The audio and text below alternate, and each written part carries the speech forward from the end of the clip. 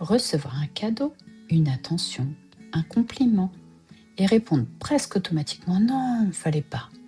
C'est une phrase qu'on dit sans réfléchir, par politesse, par habitude ou parfois par gêne. Mais avez-vous déjà pris un instant pour vous demander ce que cette phrase crée réellement dans l'échange? Et si, sans le vouloir, elle venait casser quelque chose de précieux? Aujourd'hui, je vous propose d'explorer une idée simple mais puissante. Bien recevoir, c'est déjà une façon de donner. Alors pourquoi est-ce si difficile de simplement accueillir ce que l'on nous offre? Quand quelqu'un nous offre quelque chose, ce n'est jamais anodin. Ce n'est pas seulement un objet, c'est du temps, de l'attention, une intention sincère. C'est une manière de dire « j'ai pensé à toi, tu comptes pour moi ». Et pourtant, face à ça, beaucoup d'entre nous ont le même réflexe, minimiser, détourner, presque rejeter. C'est trop, tu n'aurais pas dû. Comme si recevoir nous mettait mal à l'aise, comme si accepter pleinement, c'était prendre trop de place ou se sentir redevable. Mais en réalité, quand vous refusez ou minimisez, vous ne protégez pas l'autre, vous coupez simplement le lien qui était en train de se créer. Recevoir, ce n'est pas passif, c'est être pleinement présent dans l'échange. C'est reconnaître le geste et reconnaître la personne qui l'a fait. Et quand vous recevez sincèrement, vous offrez quelque chose de très précieux, le sentiment d'avoir touché l'autre. Et concrètement, dans la vie de tous les jours, ça change quoi? Imaginez une situation simple. Vous offrez un cadeau à quelqu'un. Vous y avez pensé, vous avez choisi avec attention. Et la personne vous répond « Non, non, fallait pas ». Même si vous comprenez l'intention, il peut rester une petite sensation étrange, comme si votre geste n'était pas totalement accueilli. Maintenant, imaginez une autre situation. La personne vous regarde, sourit et vous dit simplement « Merci, ça me touche vraiment ». Là, tout est différent, n'est-ce pas? Votre geste existe pleinement. Le moment devient chaleureux, sincère, presque évident. Et c'est exactement la même chose avec les compliments. Quand on vous dit quelque chose de positif et que vous le rejetez même légèrement, vous fermez une porte.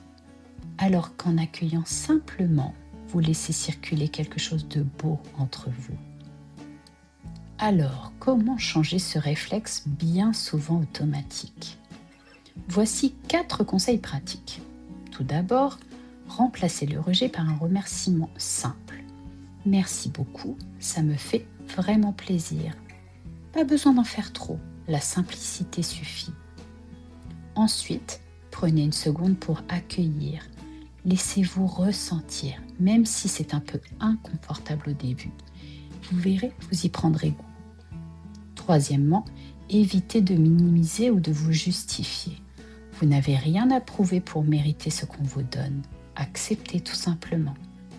Et enfin, rappelez-vous que l'autre a choisi de donner.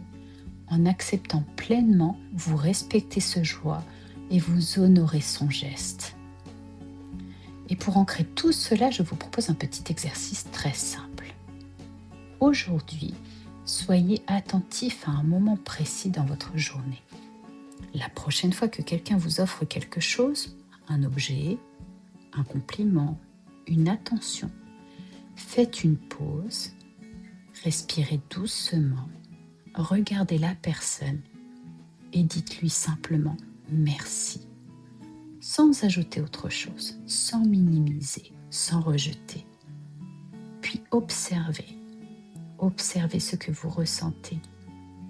Observez ce qui se passe également dans le regard de l'autre.